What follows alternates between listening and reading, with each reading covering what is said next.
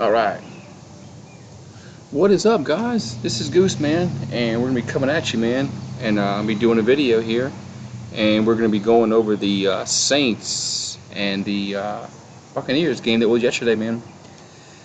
Saints came out and they handled business. They won 31-24, but like I said, before I get started, if you haven't done so, make sure you subscribe to the channel, ring that notification bell, and click all notifications, man, as I'll be doing a lot of Saints content throughout the season. So, like I said, Saints win 31-24. Teddy Bridgewater had a great game. Saints defense, I believe they had 6 sacks. On the afternoon. So all in all, it was just a great game. Because the Saints they actually came out and they threw the ball. Very surprising. I've been calling it for maybe not so against Seattle, because the weather conditions really didn't call for it. But against Dallas, I'm surprised the Saints really didn't throw the ball down the field against them. They played really a ball-controlled offense against Dallas, and it worked. They won 12-10. But this game, I thought they were going to have to score some points, and they did. Teddy Bridgewater threw 4 touchdown passes. Four touchdown passes. As we're going to get to the box score here. First, we're going to go over the scoring. As the Saints started off the scoring with the Will Lutz field goal, 29 yards, made it 3-0 Saints. And then Tampa Bay, they after an interception by Teddy Bridgewater, that was really, thinking about it, I mean, it was really, whose fault was it? Bridgewater? Was it Kamara's? The pass was kind of behind Kamara, but he still should have caught it.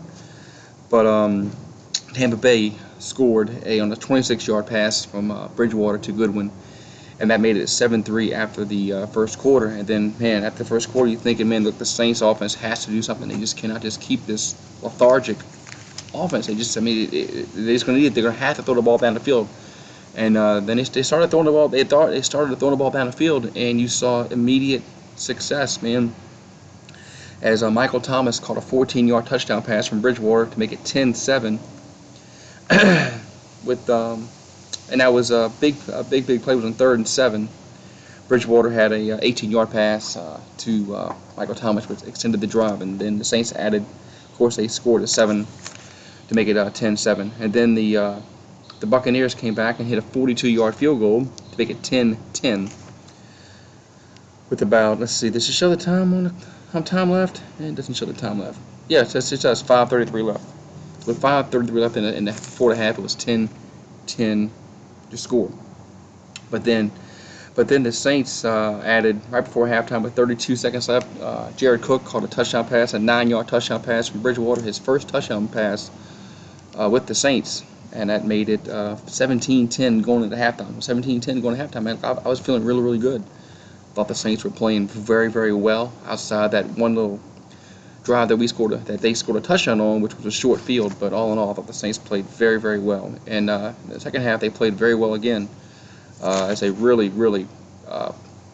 beat the Buccaneers. It really wasn't close. The score was close, but Buccaneers added a garbage time touchdown. But it is what it is. So in the third quarter, the Saints scored first with a 33-yard touchdown pass from Bridgewater to Teddy again. They made it 24-10. That was the first drive of the third quarter.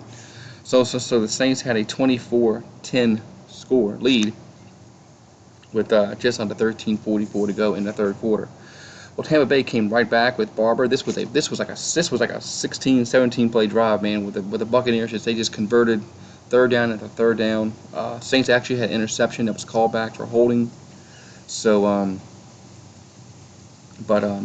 but the Buccaneers, they had that was a long drive, man, and took a lot of time off the clock. So it was 24-17 after that. It was 5 minutes to go in the third quarter. So then the fourth quarter, the Saints finally extended their lead to 14 with about 10 minutes and 37 seconds to go in the game. Bridgewater passed to Michael Thomas, his 4th touchdown pass of the game, a 12-yard pass, made it 31-17. And then the Saints defense really came alive after that.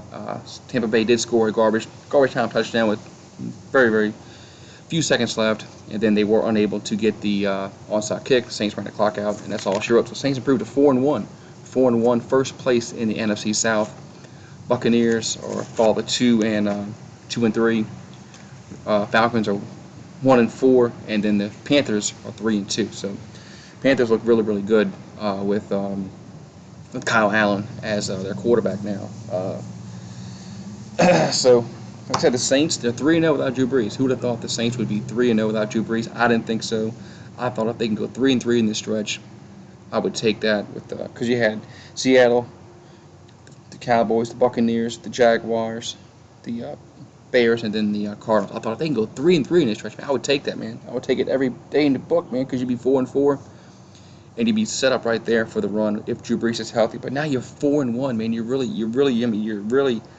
I mean, if the Saints can play like this, they're going to beat the Jaguars and they're going to beat the Cardinals. The Bears are going to be tough because the Bears are on the road and they got a good defense. But hey, all in all, it's a great game. Looking over the stats, I mean, the Saints had 25 first downs, the Buccaneers 19.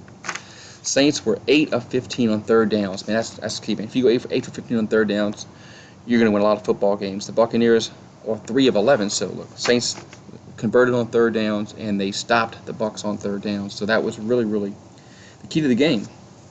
As the Saints had the time possession, they led the time possession 33 minutes 27 seconds at 26-33. Total yards was 457 for the Saints for 252 for the Buccaneers. So I mean, just all in all, the Saints just played great, man.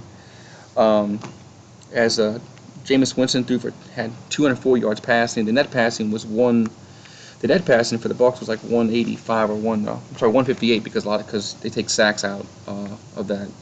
So but they had like 85 yards net passing until that last drive when the Saints really played prevent defense.